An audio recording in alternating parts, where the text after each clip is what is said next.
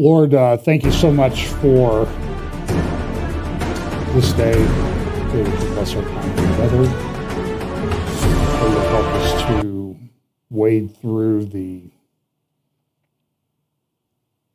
information that we have, the misinformation that we're fed on a daily basis, that you will make us wise as serpents, harmless as doves, always able to speak truth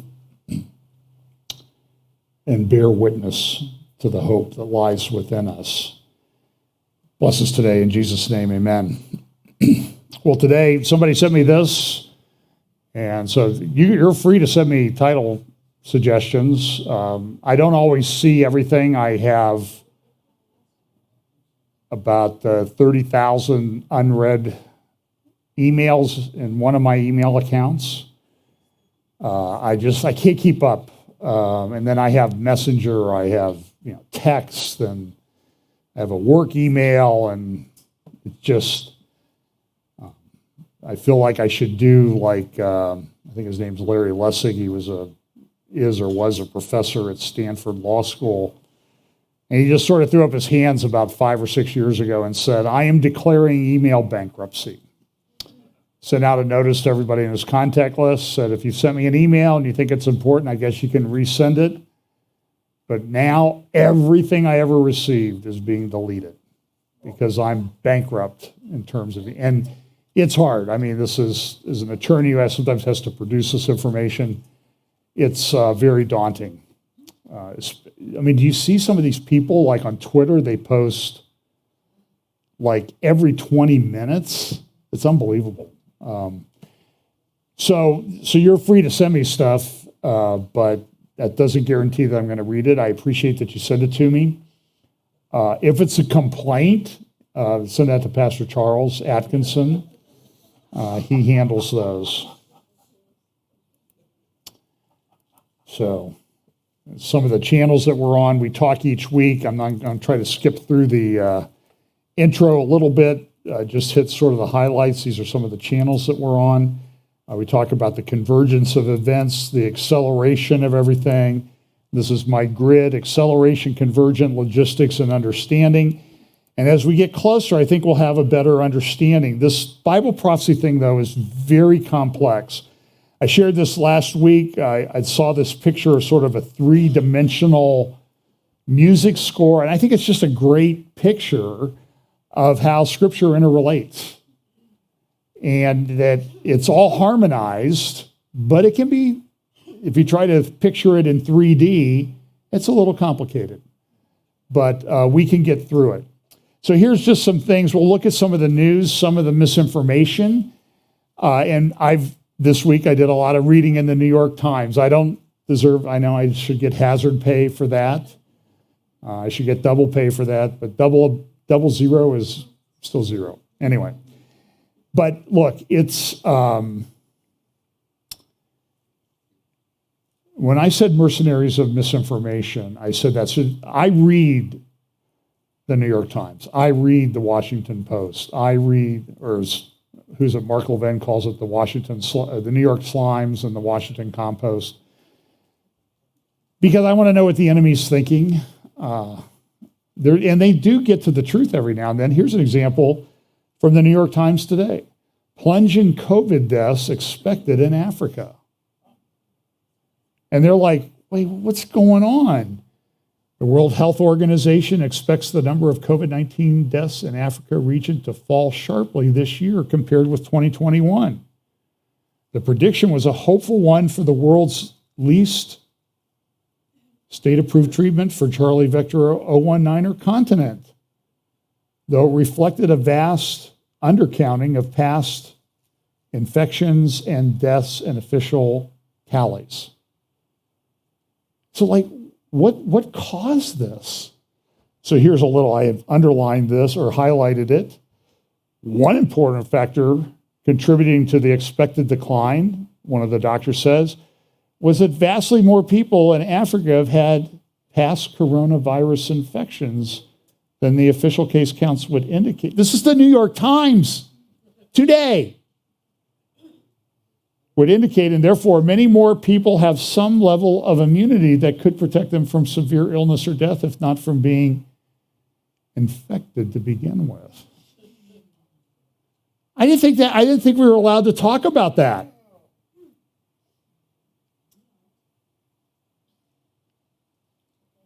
It's amazing. It's absolutely stunning.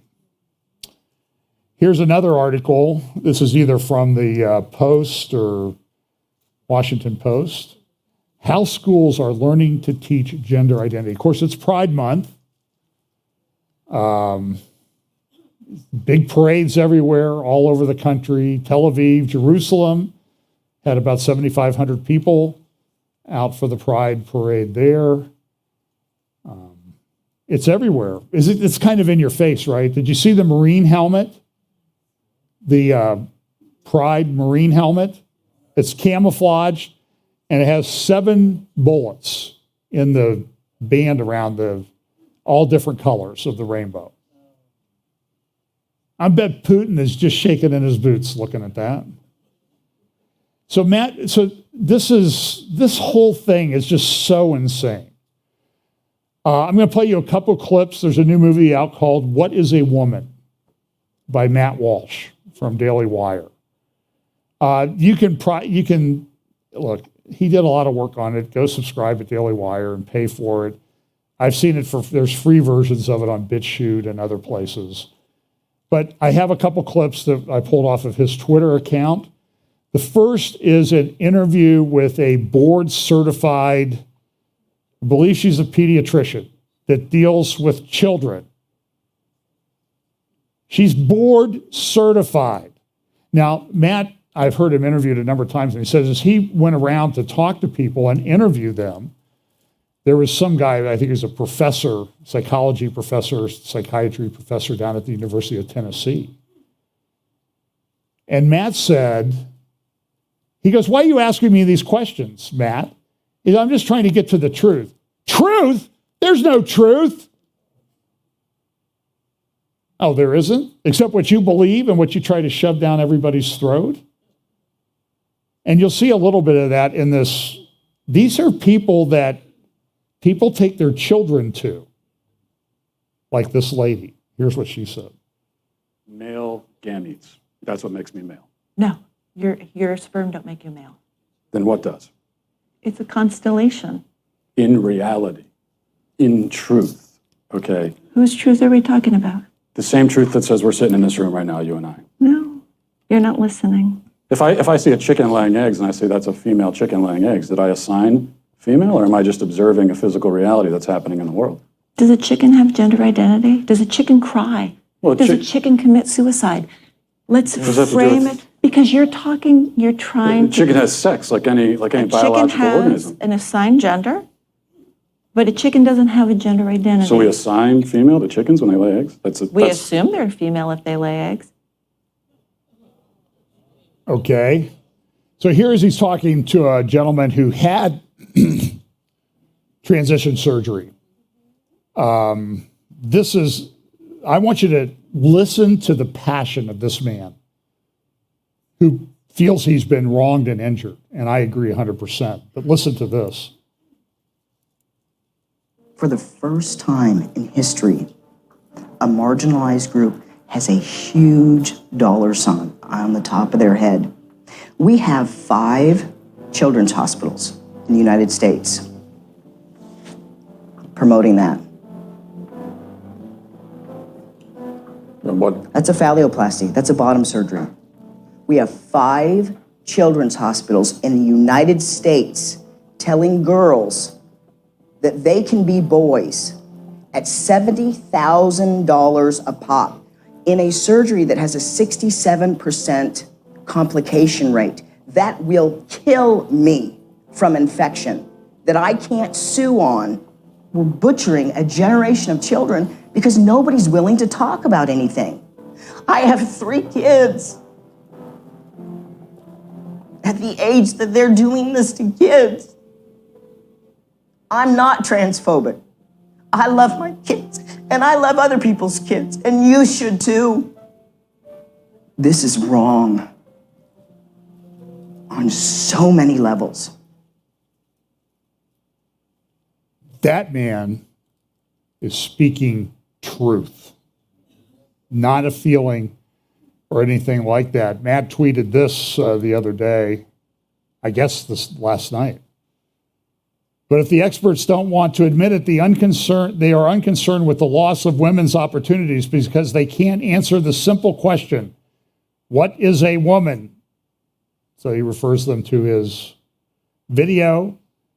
And the article that is linked to here at Daily Wire says, even the New York Times admits biological men have a huge advantage over women in sports.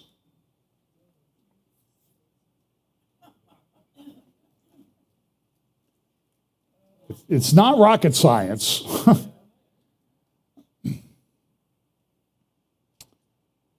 And it's just the way it is, okay? It doesn't mean you're sexist to recognize that fact. And there are women athletes that do amazing things. But when the female Olympic sprinters would finish last compared to the top high school male sprinters, there's an obvious difference. And so what do they want? You just want to have one sport? You just have one basketball team at a college? We can do that, right? What opportunities would women have then? And I'm not opposed to them having opportunities. So here's two things. I don't even have the graphics. There's just so much I can't even keep up. So Title IX rewrite. It's easy for you to say. Title IX is a simple anti-discrimination mandate that prohibits federally funded educational institutions from discriminating on the basis of sex.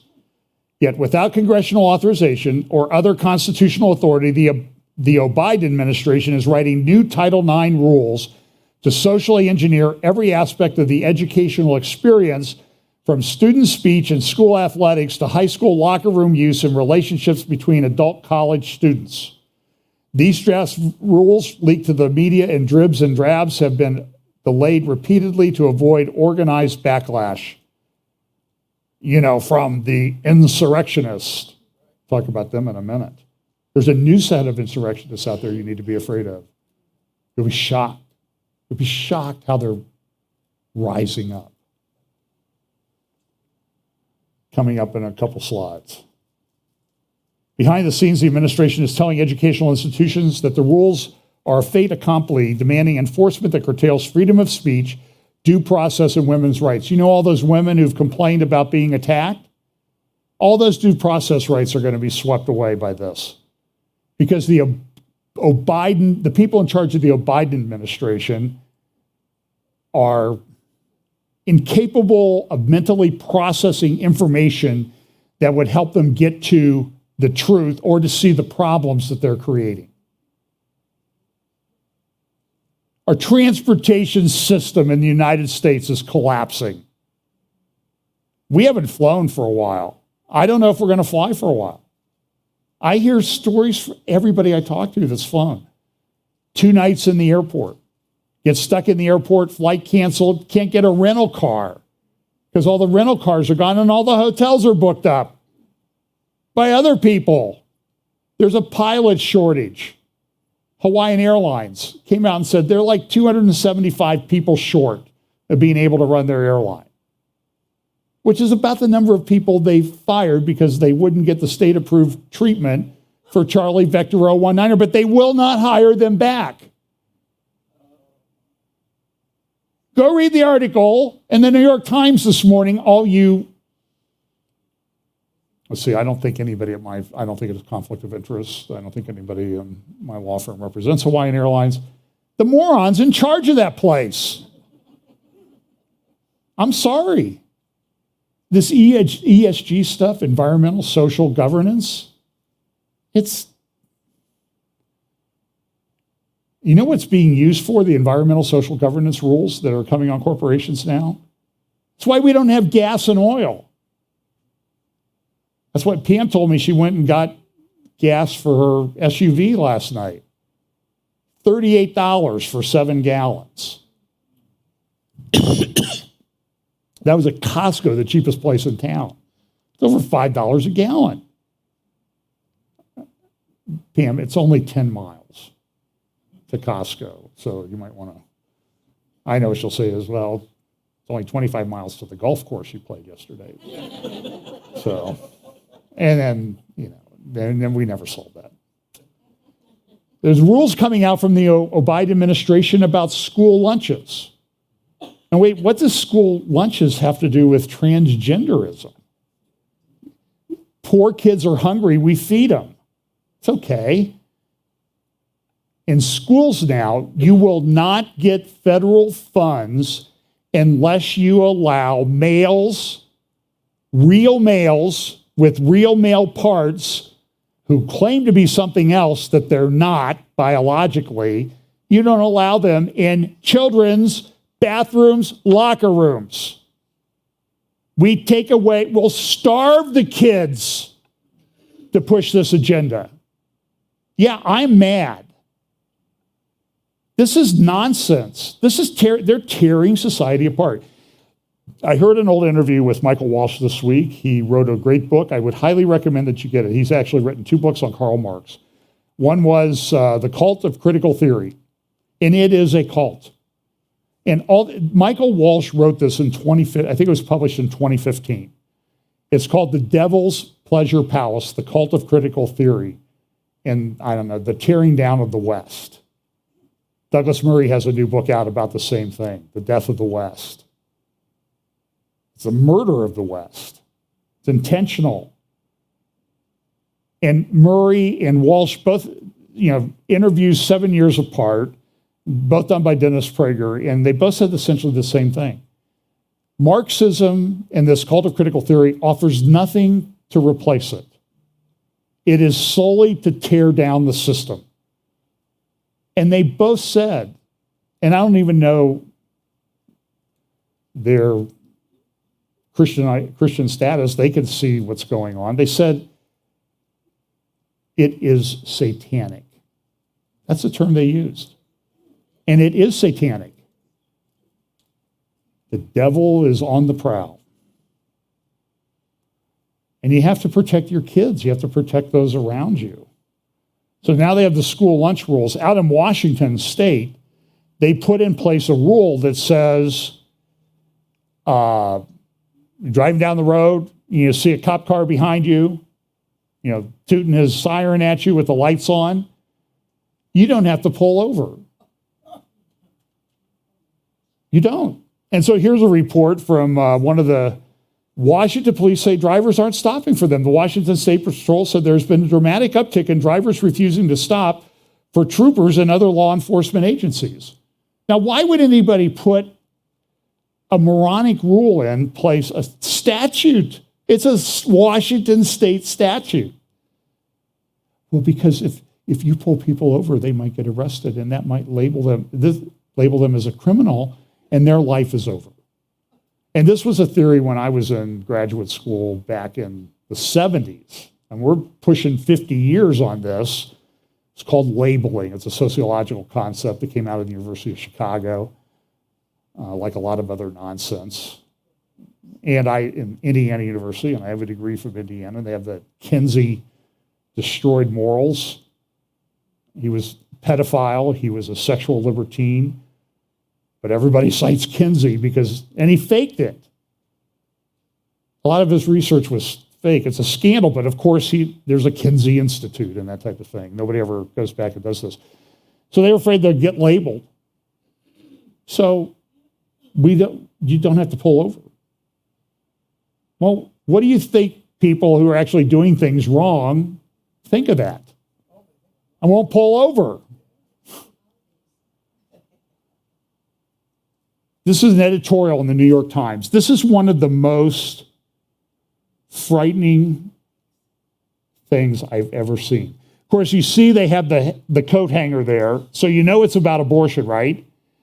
And the writer of the op-ed, this is the editorial page, right at the beginning, I won't enforce abortion laws. This is written by the prosecuting attorney for the county of Fairfax, Virginia. In other words, if the Virginia legislature outlaws abortion in any way, I won't enforce it. This is the guy who's supposed to, let's see, I went to law school. Bill, you went to law school too. I think the prosecutor is supposed to enforce the law. And he's writing an editorial saying, I'm not going to do my job. Then the people in Virginia need to go impeach him and get him out of office. Pretty easy.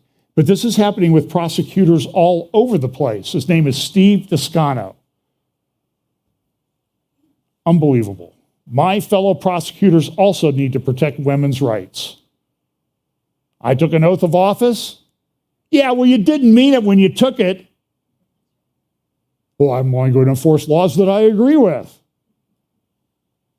Okay, how about this? We only pay public servants that we agree with. If you're not going to do your job, quit. Be a man, M-A-N, and quit. Here's a district attorney, Garcon in Los Angeles. So in Los Angeles, in California, they had a major crime problem. So many years ago, they put in the 3 strikes law. If you get a 3rd felony strike, you're in prison for a long time. And this led to some interesting headlines in places like the New York Times and the LA Times. And they said,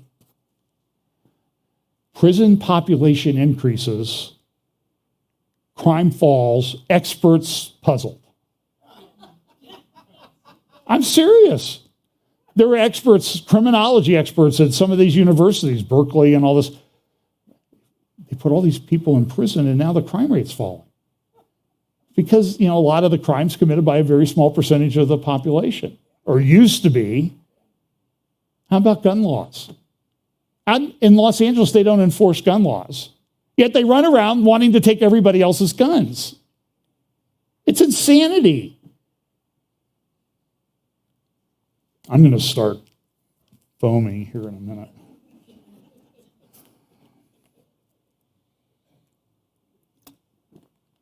This is what 2 5-hour energies will do to you in the morning. Like 18 cups of coffee. So Garcon said he put out a rule. We're not going to enforce the 3 strikes thing. His own prosecutors in his office sued him. A lower court said, well, he has prosecutorial discretion. He doesn't have to enforce the law. So they lost. They went up to the appellate court. The appellate court said, you're out of your minds, lower court. We're issuing an injunction. He has to follow the law. Los Angeles District Attorney cannot prohibit prosecutors from seeking sentencing enhancements for defendants under the state's 3 strikes law. They ruled Thursday, June 2nd. The court's opinion affirms a 2021 preliminary injunction issued by Los Angeles County Superior Court Judge James Chalfant. I guess the lower court did issue the injunction, who ruled that Gascon's 3 strikes enhancement ban is illegal and violates the rights of prosecutors. The district attorney overstates his authority, the appellate court said. Concurring with the lower court ruling, he is an elected official who must comply with the law, not a sovereign with absolute unreviewable discretion. And so I have friends who are pushing people to run for prosecutor in California to at least try to stop this nonsense. And I'm fully on board with that. So here's front page of yesterday's Los Angeles Times. A far-right uprising at the polls. Shasta County, beautiful area up in Northern California. Insurrection reaches the ballot box. Look at what this says. They're trying to wrest control of county government away from the traditional Republican establishment, encouraged him to join their ballot box insurrection. He might be investigated by the FBI. Do you see that they have like some kind of satellite office or something at Perkins Coie, the law firm where Hillary Clinton's lawyer works. The FBI has a relationship with him. He was found not guilty. Washington is a swamp, an inbred fever swamp. That's the kindest thing I could say. Corrupt to the core. Shasta's far right gets militant at the polls. They're actually running for office. They're actually people that vote for them. And some of them have guns.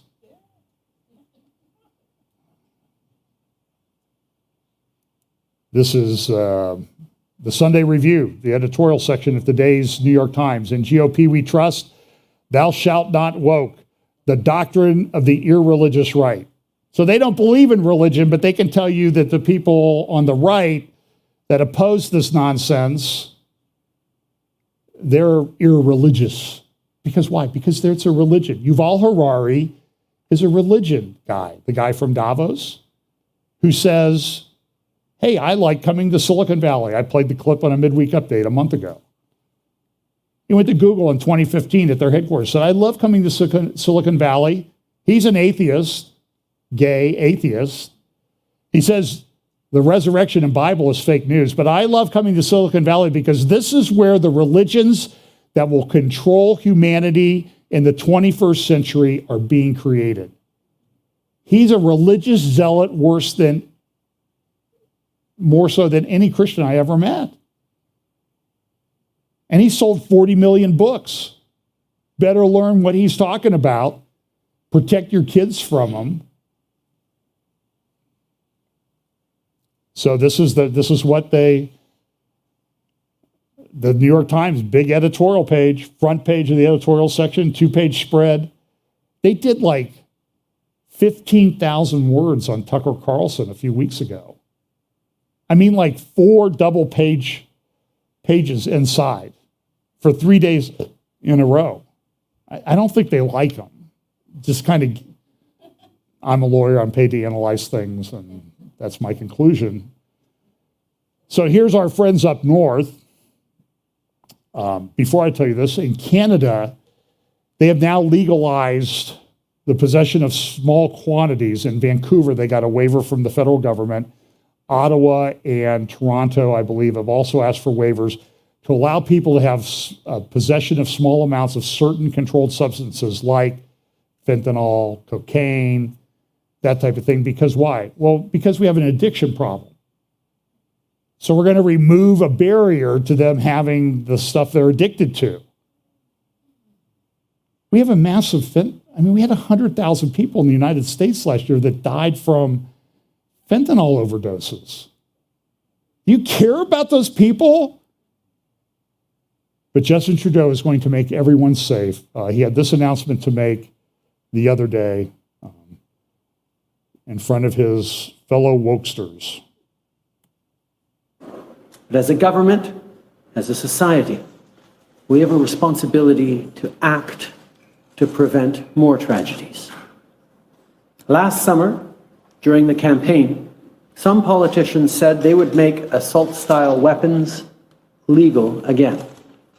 Not only did we stand up to them, but we promised to go even further to protect our communities. We proposed to invest to help provinces and territories put restrictions on handguns within their jurisdictions. However, in our discussions with law enforcement, advocates, and experts, it became apparent that we needed a different solution. So we decided to take a new route, something that would tackle this issue at a national level. And so today, we're moving forward. We're introducing legislation to implement a national freeze on handgun ownership. What this means is that it will no longer be possible to buy, sell, transfer, or import handguns anywhere in Canada. In other words, we're capping the market for handguns.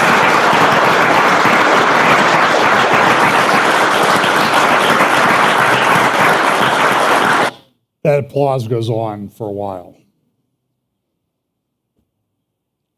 I will tell you just a kind of advice for people in Canada. If you're looking for a handgun, go down and walk into Trudeau's residence. You know, just kind of walk through the door. I'll bet you'll see some then. You might even see some AR-15s. This guy tweeted, pick this up off of a Fox show I happened to catch. Spike Cohen.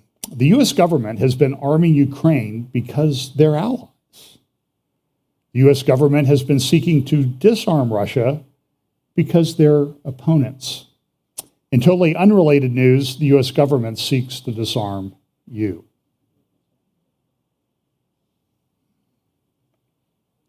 Another poll, this is from the Wall Street Journal. Majority backs upholding Roe versus Wade. Listen, I'm telling you, the opinion's coming out in the next 3 weeks. There's about 33 decisions that should come out by the end of June.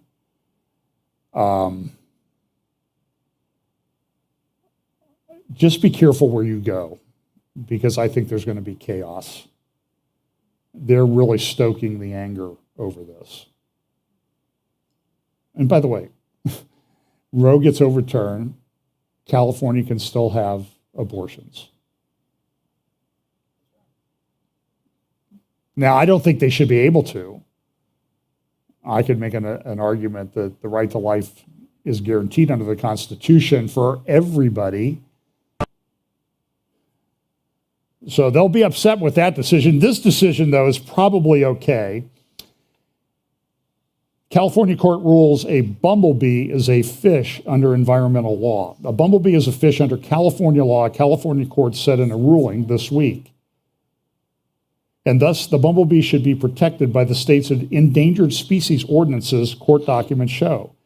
In the case, Almond Alliance of California versus Fish and Game Commission, the California State Appellate Court of the 3rd District said the issue presented here is whether the bumblebee, a terrestrial invertebrate, falls within the definition of a fish, according to legal documents. According to the judges, the bumblebee is classified as a fish, as a liberal interpretation of the word fish, as well as the state's own legislative history, including non-aquatic life. And so I would classify the judges then, if that's the standard, you're a bunch of dirty rats. Same logic. Might want to look for this one on Rumble. The Bilderbergers are getting together to meet. You know, they always say, well, we're not doing anything. That's just a conspiracy theory. Now they publish it. You go to Bilderberg meetings, the official website. And this is what they talked about back in 2019 when they had the last meeting. The last 2 years they didn't because of Charlie Vector. So here's what they were talking about 2 years ago. So I'm going to show you what they talked about 2 years ago and then what they're talking about right now. They're meeting right as we stand here. I stand here and talk this Thursday through Sunday. A stable strategic order. What next for Europe? Climate change and sustainability. China, Russia, the future of capitalism, Brexit, the ethics of artificial intelligence, the weaponization of social media, the importance of space, cyber threats. So that was 3 years ago.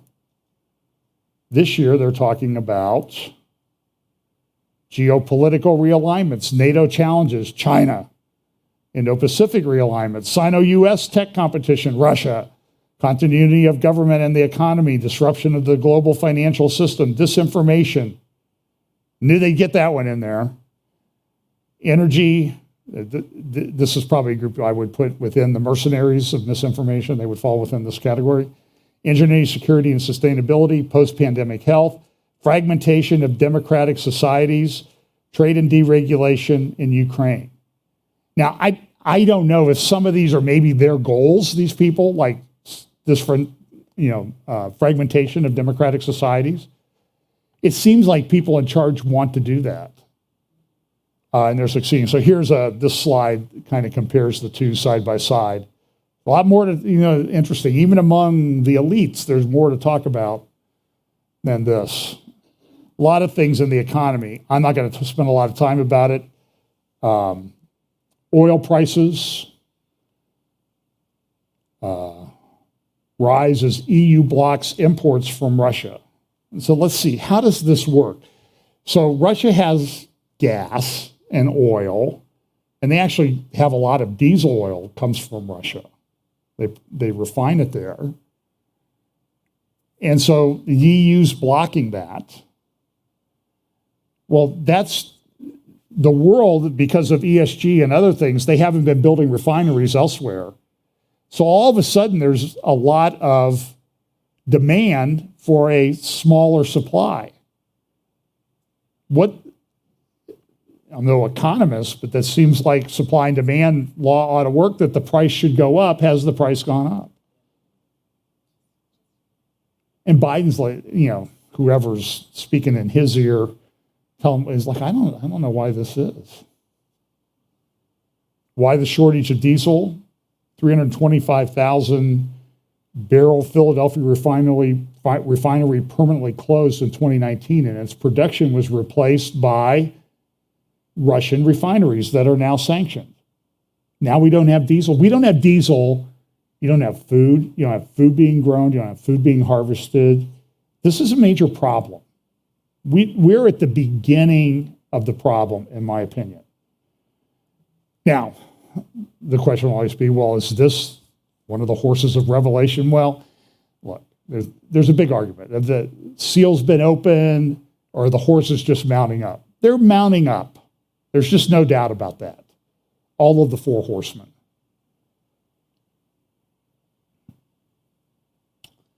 Why did, this energy company, why did they know they were getting no more diesel weeks ago? Because the government knew that Ukraine was going to shut off 30% of Europe's natural gas, and it has to be replaced by American diesel. Now, Jamie Dimon, a few weeks ago, he said, he was interviewed, he's the CEO of JP Morgan Chase, Chase Bank, the largest bank in the United States, one of the largest in the world. And he said, look, there's storm clouds gathering, but I think it's going to be okay. And then a couple weeks ago, he said, I see storm clouds, but they're going to be okay. Well, here's a report from the front page of the Financial Times in the UK. Jamie Dimon has warned investors to brace themselves for an economic hurricane as the war in Ukraine and policy tightening by the U.S. Federal Reserve rocks markets. Well, here's what he said. This was at a thing on Wednesday, a conference, Strategic Decisions Conference, and he said this. It's a hurricane.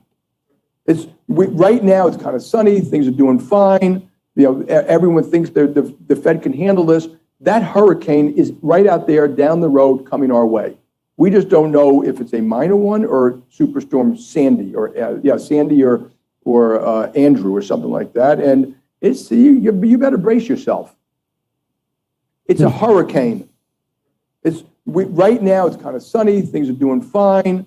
Everyone thinks the Fed can handle this. That hurricane is right out there down the road coming our way. We just don't know if it's a minor one or Superstorm Sandy or Sandy or Andrew or something like that. And you better brace yourself. Okay. By the way, I don't have a graphic for this. I will spare you this. But his comments were made a day after U.S. Treasury Secretary Janet Yellen, who used to head a thing called the Federal Reserve, which handles something called monetary policy in the United States, controls the money supply. She said in a CNN interview that she had been wrong last year on the threat posed by rising inflation. Quote, there have been unanticipated and large shocks to the economy that have boosted energy and food prices and supply bottlenecks that have affected our economy badly that I didn't fully understand. I would suggest you still don't understand it. South Korea warned of an economic typhoon. They have typhoons in Asia, not hurricanes. Here's some things about fertilizer prices far outstripping the growth in price of stocks. You see the yellow, the price of fertilizer, and you see the price of crops, how they've gone up a little bit. U.S. diesel prices are at record levels. Some places they're approaching, if not over, $10 a gallon. This is causing problems in China, though. They did all these crazy lockdowns because of Charlie Vector. Their economy is hurting. But they're threatening. They're flying planes over Taiwan.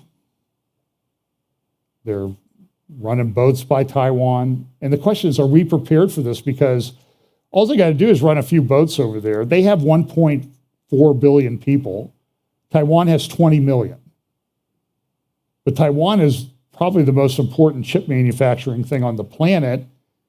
And China could blockade them overnight, put up a blockade. And they're threatening to do it. They had like 30 planes, bombers flying over. Some editorials in the Financial Times talking about, this is just from one day, trouble ahead as the world food crisis starts to bite. A report by Standard & Poor's predicts the food crisis will last through 2024 and possibly beyond. It warns that it could affect social stability, economic growth, and sovereign ratings. The International Rescue Committee has alerted the world to an impending hunger fallout in which 47 million more people, mostly in the Horn of Africa, the Sahel, Afghanistan, and Yemen, could be pushed into acute hunger. It doesn't take a particularly paranoid leader to sense trouble ahead. Many recall the origins of the Arab Spring, which started at least symbolically in 2010 with the self-immolation of a Tunisian vegetable vendor. Rising food prices in 2007 and 2008 sparked riots worldwide. Putin's invasion, not the resulting sanctions, is the main cause of this misery. I disagree with that. It's been coming on a lot of different levels. Still, the West should take seriously Saul's complaint, that's one of the financial people in the UK, that the West should take seriously Saul's complaint that sanctions on Russian banks have made it difficult, if not impossible, to buy grain and fertilizer from Russia. One EU official admitted there was a glitch in the sanctions regime and it must be fixed. Well, goody goody for him. Here's another one. CBDCs hold wholesale appeal for central banks. What's coming? Programmable central bank digital currencies. And they've been warning about this. The Financial Times has taken a position against this. And remember, this was the one of the heads of Alibaba at Davos last week saying, well, we have some ways to handle climate change. We're developing, through technology, an ability for consumers to measure their own carbon footprint. What does that mean? That's, where are they traveling? How are they traveling? What are they eating? What are they consuming on the platform? So, individual carbon footprint tracker. Stay tuned. We don't have it operational yet, but this is something that we're working on. Interesting that he said that at the Society of the Carbon Bigfoot print people in Davos, with their flying in on their private jets. This is crazy. So there's one more article here.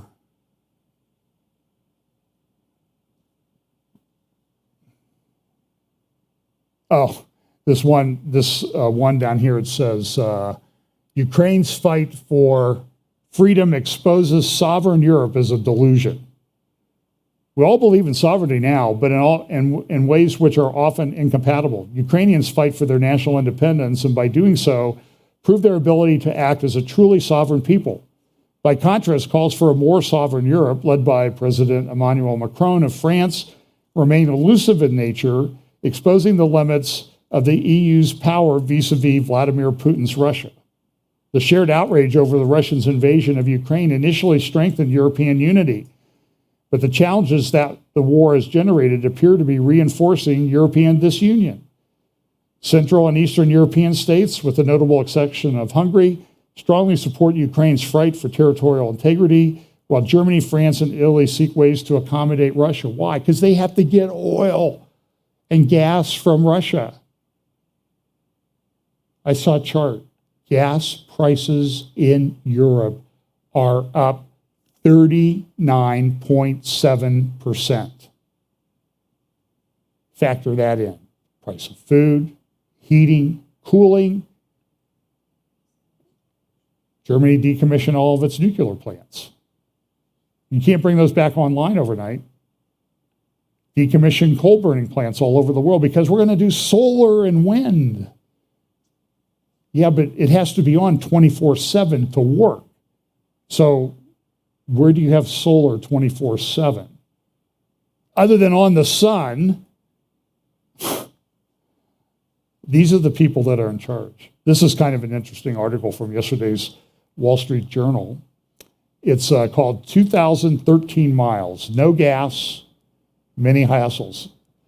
So she rented an electric car. I don't know if it was a Tesla or whatever, let's assume it was, to drive from Chicago to New Orleans and back over a period of 4 days. What happened was she drove there to test the feasibility of taking a road trip in an electric vehicle. She spent more time charging it than she did sleeping. Now, I live, in a nice community, and there's Teslas all over the place. We drove out to Yellowstone and Tetons, beautiful country out there. We didn't see any Teslas out there. There weren't any. Why? Because it's not practical. Unless you pull your own gas generator to generate the power that you, remember that graphic that I used? So, but it's okay. Because, Davos, you'll own nothing and you'll be happy. Well, once we get you the drugs that you need, you'll be happy. You'll get along with it. Big topic at Davos this year was defining and building the metaverse. They have a whole website devoted to it. It says the metaverse is a future, persistent, and interconnected virtual environment where social and economic elements mirror reality. Users can interact with it and each other simultaneously across devices and immersive technologies while engaging with digital assets and property. Just stay home and pretend you're doing something. This is from their website, Moving from Theory to Practice. My friend, she writes under WordPress under Grandma Jerry, Geri. She had a good article on the metaverse this week, if you could look that up on WordPress. Moving from theory to practice. Here's one aspect of the metaverse. This was reported this week. We don't need babies. We will have. This is creepy. Virtual children. Babies.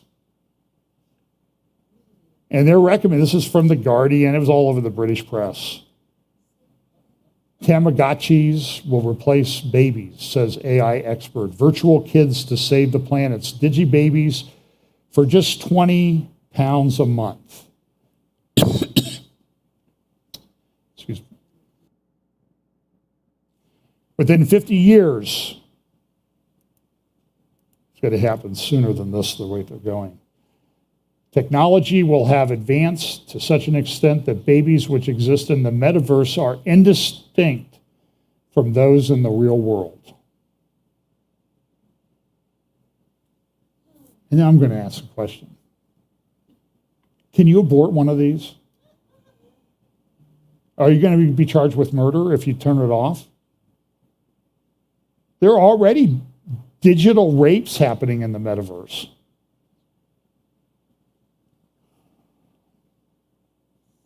Won't take that long, said one of the AI tech they interviewed. What's the point of all this? That some people might decide never to be pregnant ever again. That already happens, doesn't it? True, but for loads of reasons, including concerns about the environment, overpopulation, the rising cost of bringing up a child.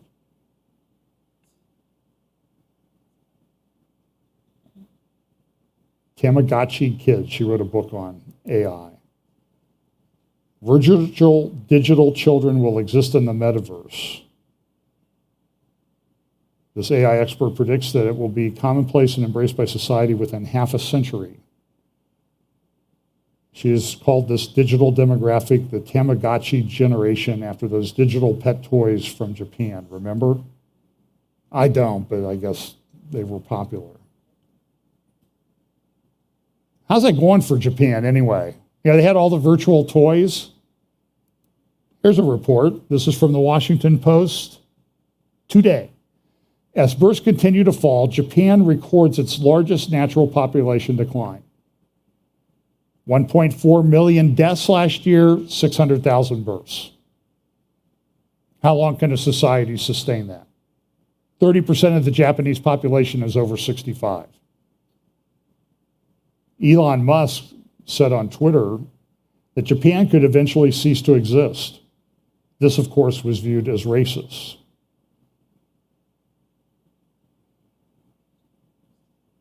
But the response of commentators was, well, Japan won't cease to exist because we'll just allow immigration.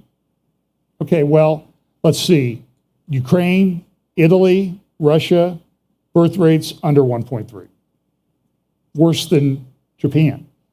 Not getting immigration from there. The fall in population in Ukraine is just, it's what happened to Syria over a decade happened in 3 months. The country will never be the same again. Oh, by the way, China, it has the same kind of birth rate. Its population in 30 years, let's say the Lord doesn't, whenever I say this, people say, oh, so you think the Lord's not coming back? I don't know.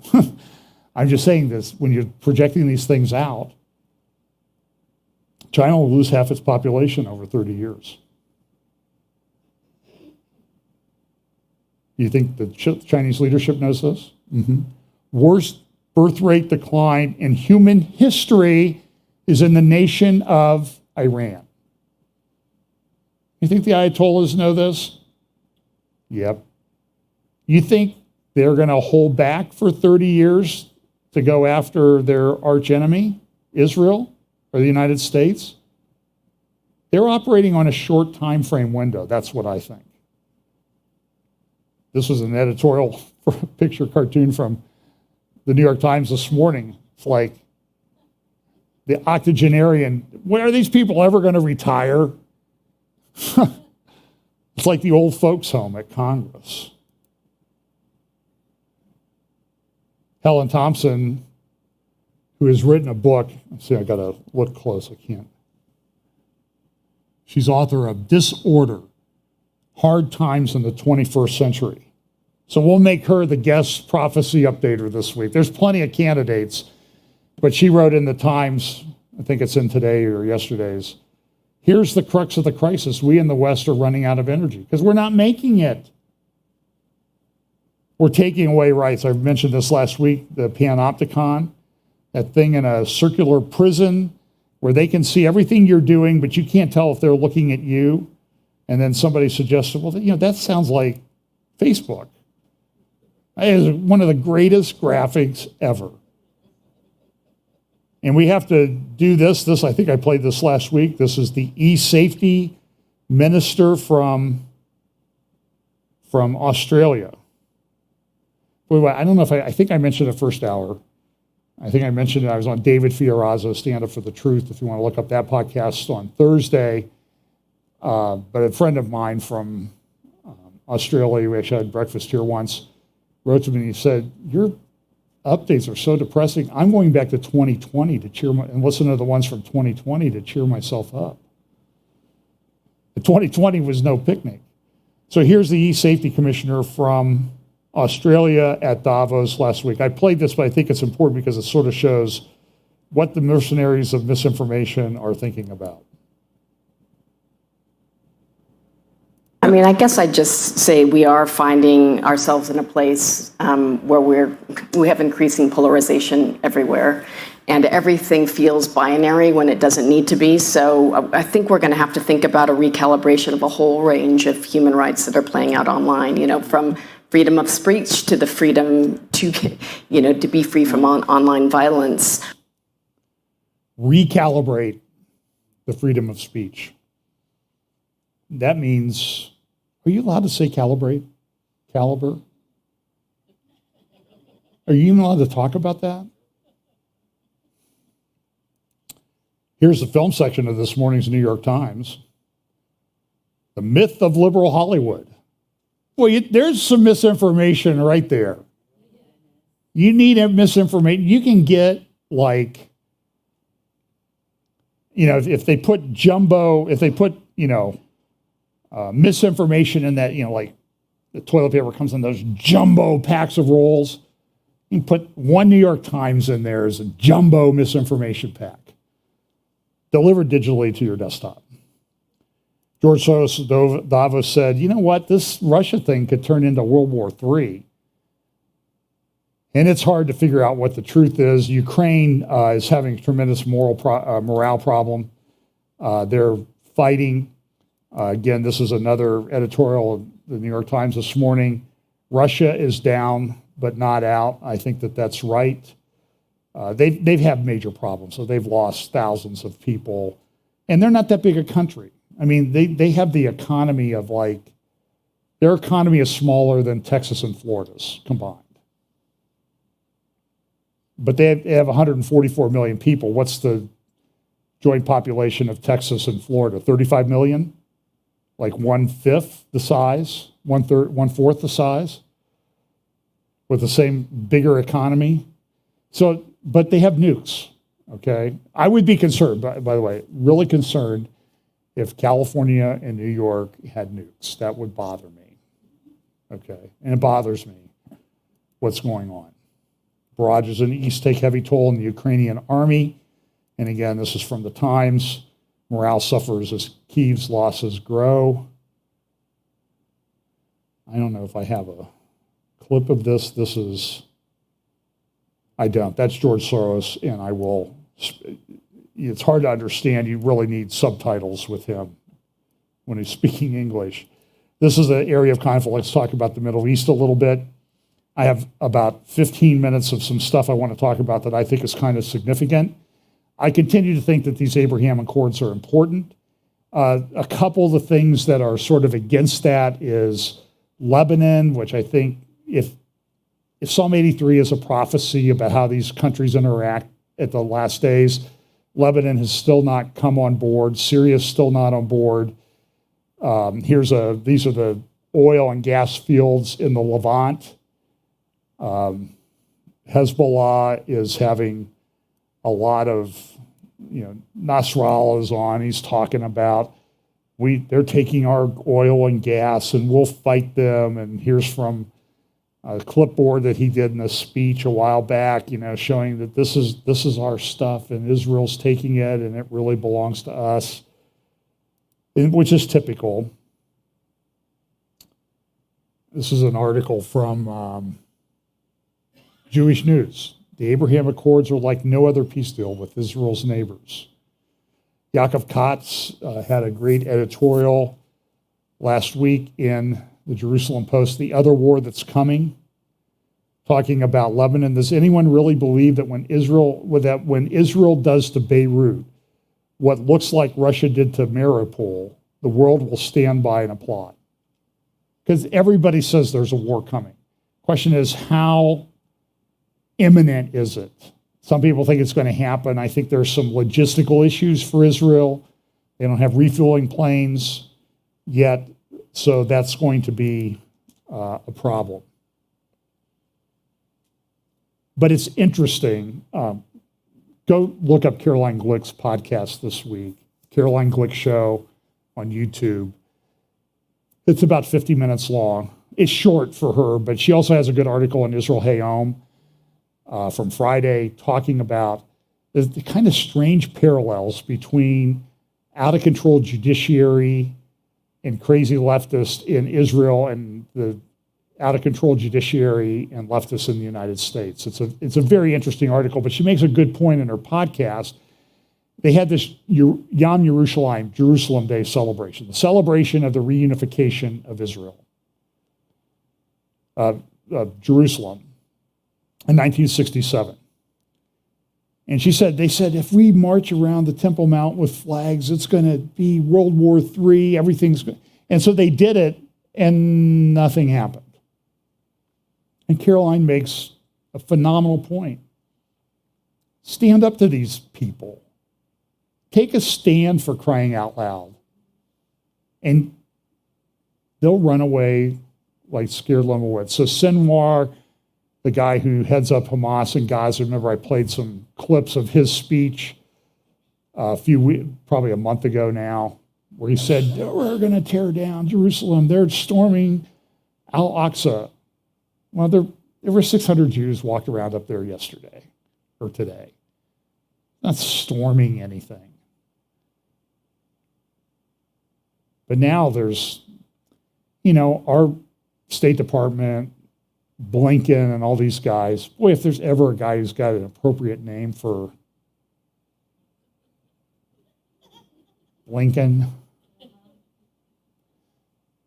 for the way he acts in his job, he's running around saying, oh, you can't have settlements. You can't have Jews living in Judea and Samaria.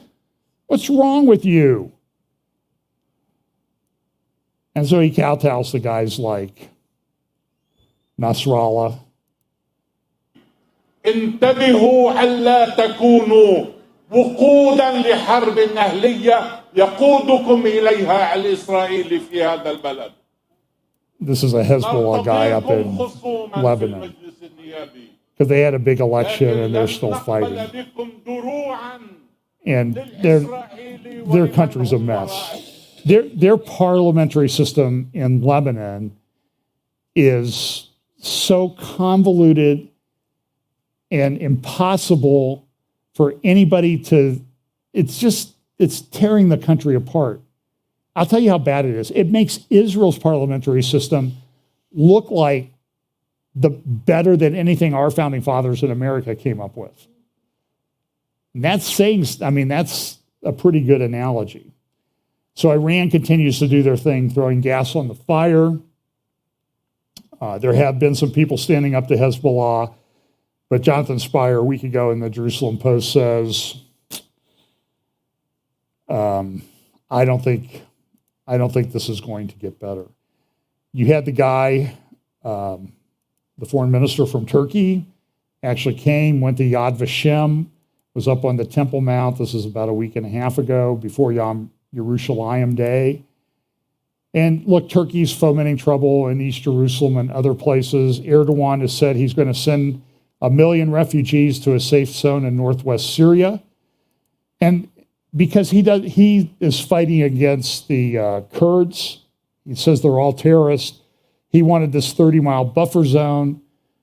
And he told Russia, I'm invading Syria. And he's like, Russia, you can do whatever you want. You're busy. He's also told Finland and Sweden, you support the Kurds, you're not getting into NATO. I have veto power. Don't talk to me about it. So here's where he wants this 30-mile buffer zone. He does not control the blue areas.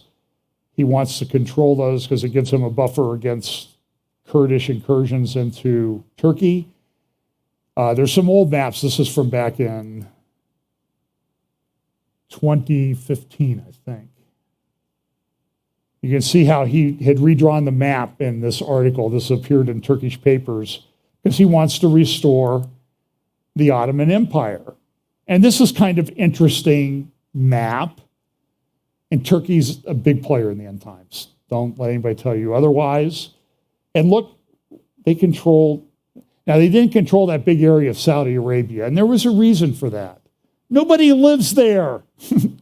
It's desert. Okay?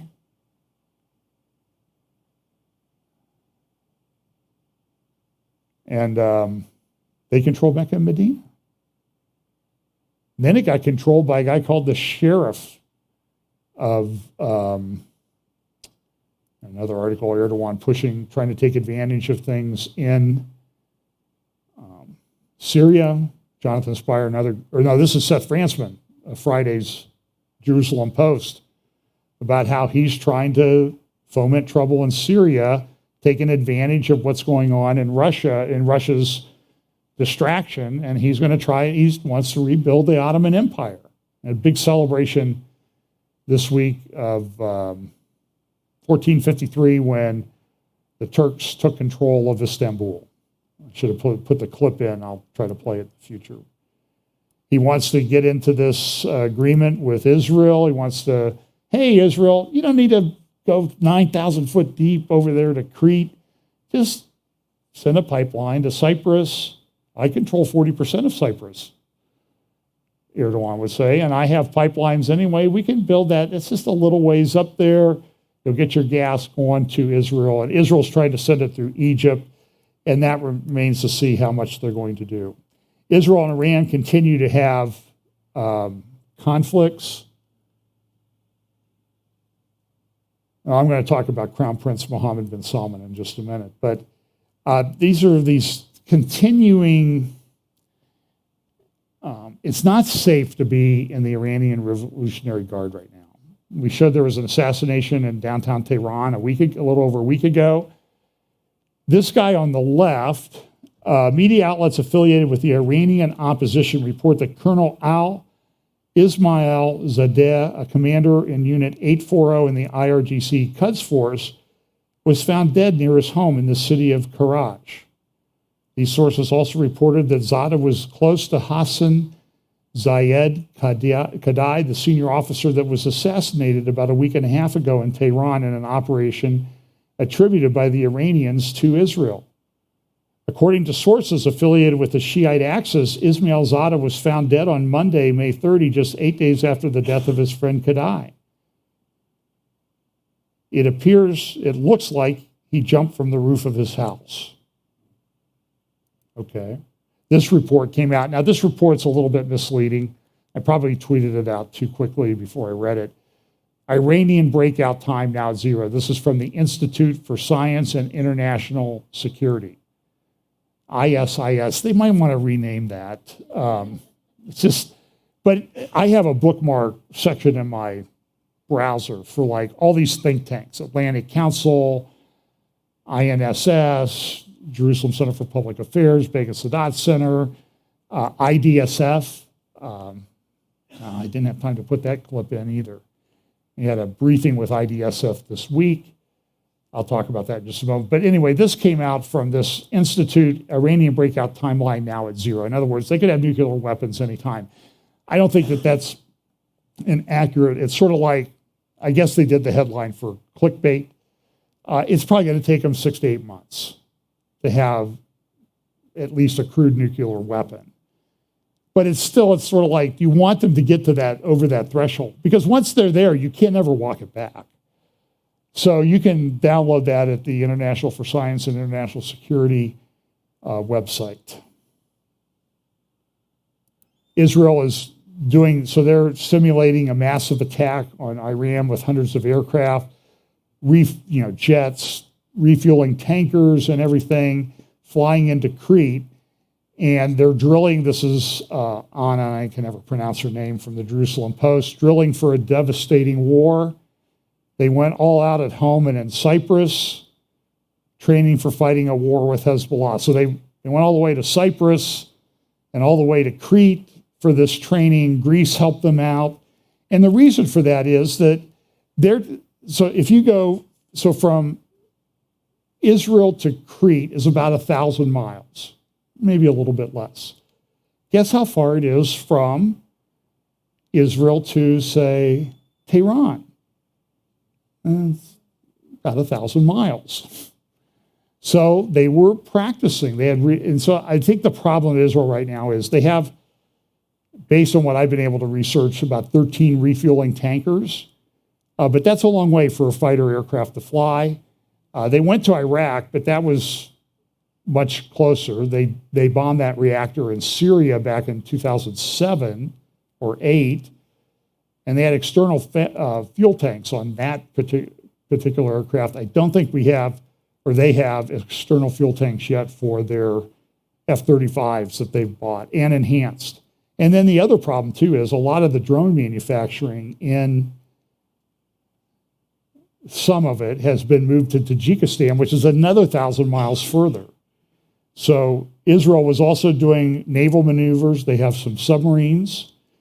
Naftali Bennett talked about their laser system that they have, that they are, they're going to be able to fire rockets out of the sky. That's a picture. Here's a little video that the Rafael Systems made up about the radar system. They use Gaza and Lebanon as examples, and you'll see how this thing works. Now, it's very good. It's state-of-the-art. I don't know that any other country's been able to put it together. And as Prime Minister Naftali Bennett, so I've kind of choke on that term, but it blows up. It shoots a laser and it blows up missiles, mortars, balloons that are carrying, incendiary devices. And as Naftali Bennett says, look, this thing, it costs $100,000 for an Iron Dome rocket. Well, that pretty soon will bankrupt you. These can be done for about $3.50. Now, the problem, though, is that their range is not very good. 1 or 2 kilometers right now.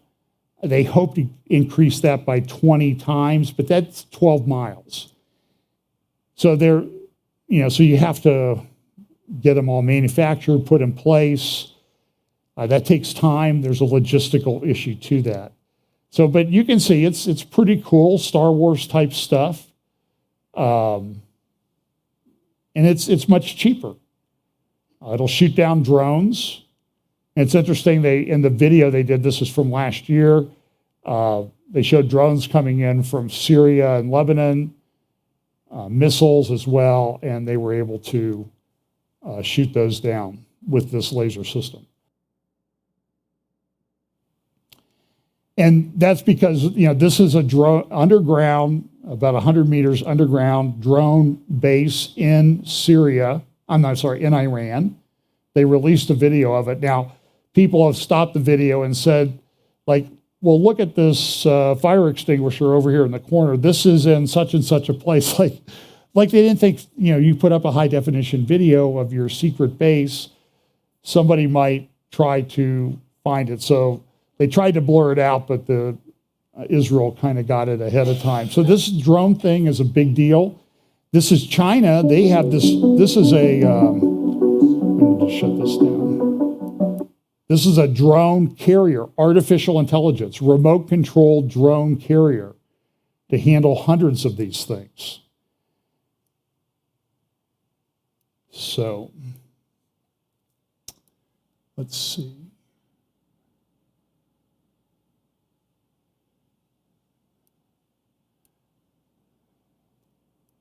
And this is Alma Research. That's another one of the think tanks that I bookmarked. They've been looking at how's Hezbollah getting all these precision-guided materials from Iran, and what they're finding out is people are putting them in their luggage and bringing them on flights from Tehran to Beirut or to Damascus, and then they're transferred to Hezbollah. And a guy leading this up is a guy named Rita. He is married to Soleimani's daughter, the person who was assassinated in January of 2020. She lives in Tehran, so he makes trips back and forth, and they're thinking that's how they're smuggling all of this stuff in. Interesting article. This is in the Haaretz. Erdogan is on a campaign to conquer the Middle East. That seems to be true. Now, I'll probably, well, let me just mention this. So IDSF, General Amir Avivi is the CEO of that. I try to help set up, notify people here in the United States when they're having these briefings. I've tried to do it to Bible Prophecy and Israel Supporting Church people. They had one the other day, and they had Dr. Mordecai Kadar on. Now, I think Dr. Mordecai Kadar is a national treasure for Israel. He is, I think he's in his 70s. Very intelligent. He knows Islam, Muslim thought, the tribal nature of Arab society. He's the one who back in the 2000s, he did a great talk. You can find it online, Mordecai Kadar, Kedar, about how this all this stuff about the Temple Mount and Al-Aqsa Mosque being the farthest mosque, and this is where Muhammad, rode the horse to heaven. This is all nonsense and made up. It's not the farthest mosque. That was actually in Saudi Arabia. So General Avivi and Dr. Kadar did a briefing on Thursday, and I'll just sort of if you want a link to it, get in touch with me somehow. I can get you the link to the recorded Zoom call. Dr. Kadar essentially said this: listen, the way that Arabs, as a general rule, and Jewish Israelis think about Israel is very different. They're Muslim, the Arabs. By the way, IDSF, the purpose of the briefing was to give us some information about a poll that they did among Arab people. And they found out that 75% of the Arabs don't think that Israel really has a right to exist as a sovereign country. Of Arabs living in Israel, 75%. This is a problem. Oh, look, not all Arabs are bad. I'm not saying that. But you got to deal with the problems that you have, right? 25% said if another Arab country attacked Israel, they would join forces.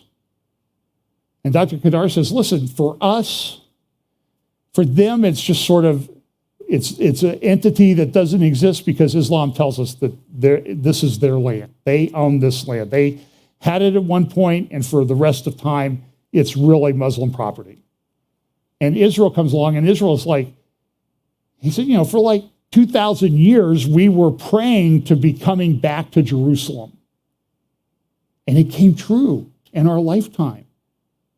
And it's a prophecy fulfillment, in my opinion. They're not perfect. A lot of problems there. They're not what I would call the redeemed people of God. The United States isn't either, for keeping score on that. But, by the way, I got access to a study. The number of Messianic Jewish people in Israel in active congregations has tripled or quadrupled over the last 15 years. So that's significant growth. I mean, every church in America would love to have that kind of growth. And I think this is the beginning of fulfillment of a prophecy that we read about in Romans chapter 11 and elsewhere about what's coming. But Dr. Kadar says, listen, we long for this. This is this is a religious connection that we have to this land. And that's why we will fight for it. It's very, like I said, I think that he said, so Israel fulfills two roles for Jews. It's fulfillment of a dream to come back to Zion and rebuild. It is a dream. We have a Jewish soul. Jewish religious holidays are national holidays. The flag is a tallit. The emblem of the state emblem is a menorah. The state was built by Jewish genes. It is the collective us. It's like wired into our DNA. This is it's kind of emotional to me too. The other function is that it gives us what the state will provide to us. On the Arab side, the fulfillment of a dream, it is not a fulfillment of any dream. The services that the government provides, and they do not get what the state gives the Jews. That's what they say. Kadar says they actually get more. So Israel exists right or wrong. And he said the quarter that probably supports Israel in the survey, his conclusion and General Amir Avivi's conclusion was that quarter is probably the Druze, which are kind of a strange Muslim Christian mix. It's very hard to describe them. And they support Israel. But they say the Arabs say Israel cannot exist. And the one encouraging thing in the survey is they want a National Guard in Israel to support this. So I'm going to cover this. And if you have to leave, go ahead. This will take about 10 minutes. So right now there are these negotiations going on. And you see this in the press. Let's see.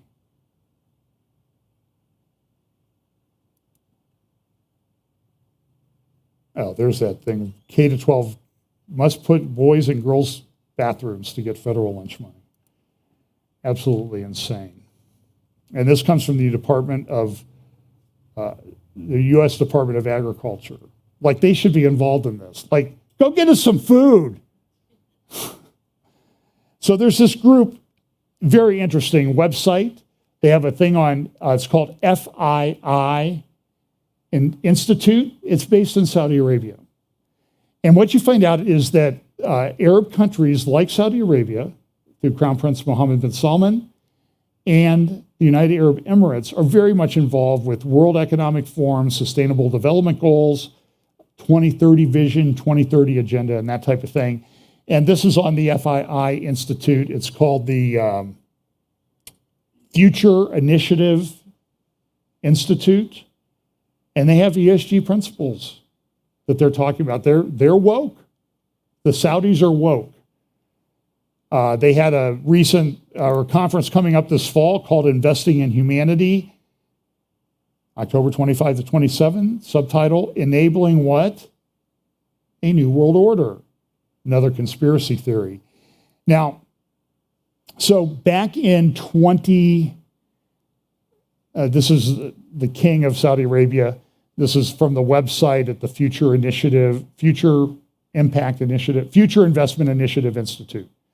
And you can see here, you see this, the Public Investment Fund of Saudi Arabia. That's the fund that just gave $2 billion to Jared Kushner for his investment fund to take the money and to invest it in Israel. This is Saudi money being invested in Israeli companies in Israel.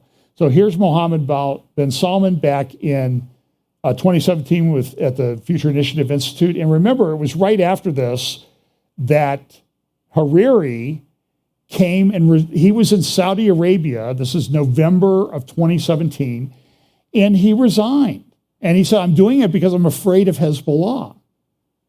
He's in Saudi Arabia when all this happens. Now, he's a dual Saudi Lebanese citizen. He has a home in Saudi Arabia in Riyadh. And he was there. But then he was there for a long time. This was right after he got elected. He resigned. And this is the video of it. And the question was he coerced into doing this by Mohammed bin Salman? And he was detained there for a while. And the word is that to get out of jail card for him cost about $6 or $7 billion. So he doesn't like, so here's another thing from the 2017 conference or 2018 conference. And then this is where Crown Prince Mohammed bin Salman announced Neom. This is that city that's going to be built along the Red Sea, adjacent to Jordan and Egypt. And we're going to do this. It's going to be green. It's going to be sustainable. It's going to be all these things. In fact, I present to you, he said, the line. That's what it's called. It's about 100 kilometers long. It's a linear city that they're building in this area. You can see the Arabian Peninsula there at the southern end of the Gulf of Aqaba. This guy's very ambitious.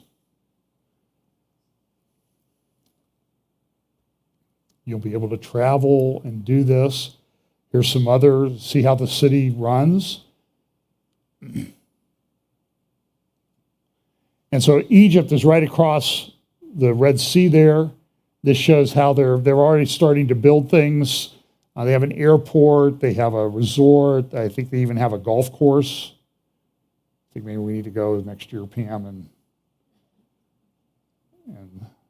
don't know if we can drive there, but see, you see Israel, you see how everything kind of fits together. There's Saudi Arabia, you see the Sinai Peninsula, you see Jordan, you see Israel, and in this, and so, very building up, they're a very important oil exporting country.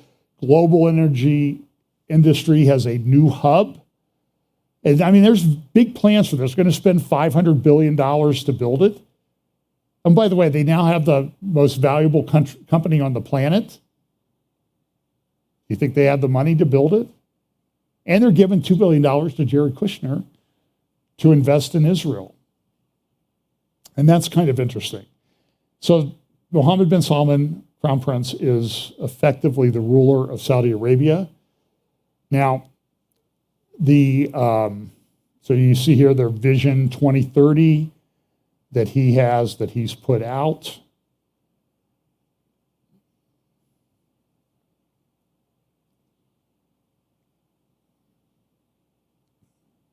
He came to power in 2017, immediately started this future initiative thing.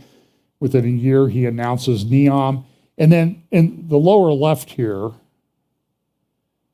there are two islands that abut up to Neom, right there at the southern end of the Sinai. See those two islands there? Those are called the Tiran Islands. That's the Tiran Straits.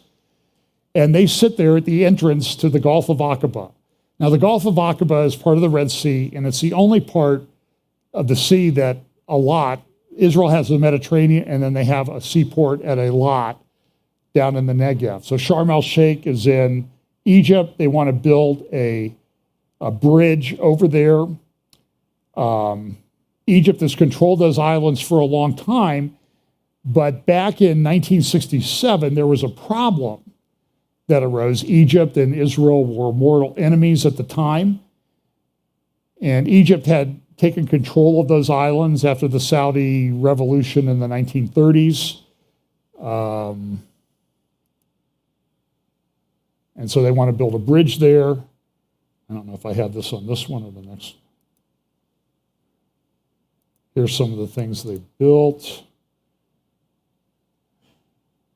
A very fascinating thing. So here's a little bit of a picture. So this is the Straits of Tiran and the Gulf of Aqaba leading up to Israel there. And you can see the mountainous nature of it.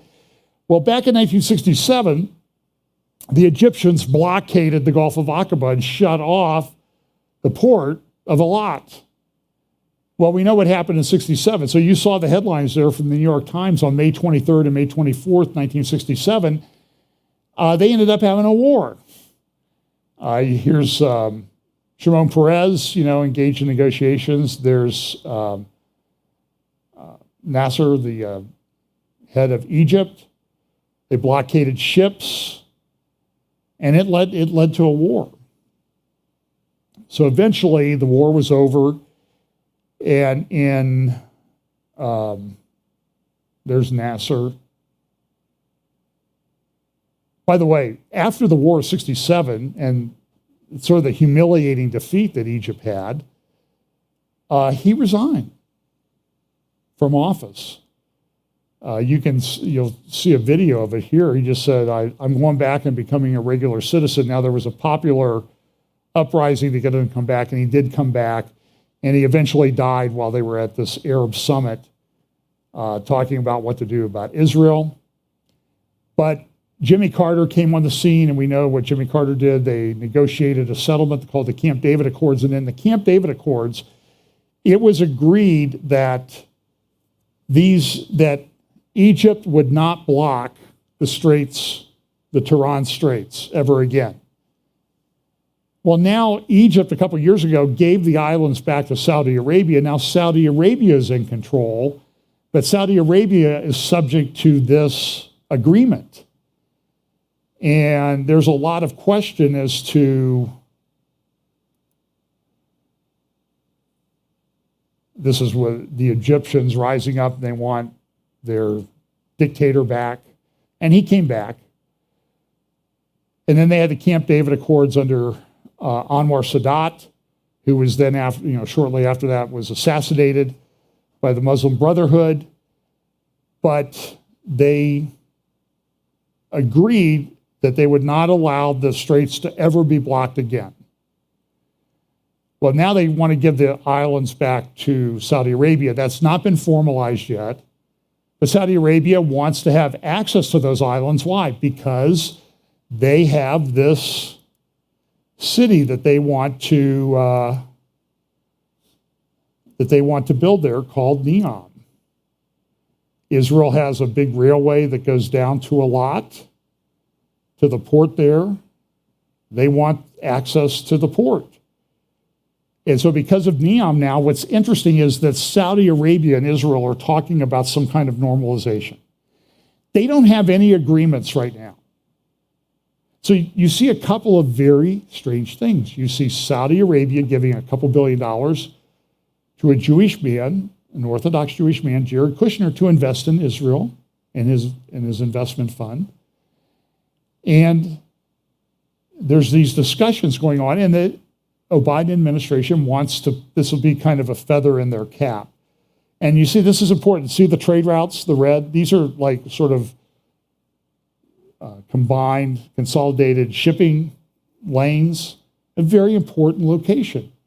So they're having to go to Israel to get access to these islands and normalizing. So this was published in Daily Sabah a while back, that Neom is part of his 2030 vision. He wants this to go forward.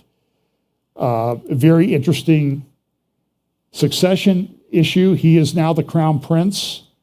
There's still, I think, one brother, half brother of King Salman, that a couple of them that could succeed him. All of the kings of Saudi Arabia since Abdulaziz ibn Saud have been sons of his. He had 35. But King Salman is probably the last in that generation, and the power is going to transfer.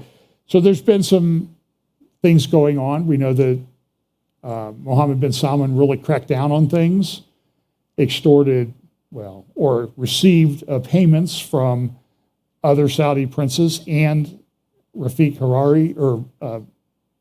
Hariri from Lebanon in the billions and billions of dollars, supposedly to reimburse the kingdom for corruption.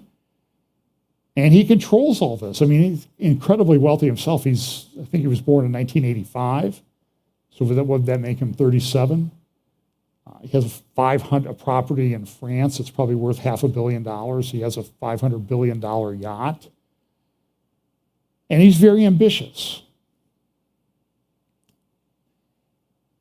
His father wants to protect the Palestinian issue, and at Davos, one of the foreign ministers from Saudi Arabia was saying, we're not doing anything with Israel until we get the Palestinian issue resolved.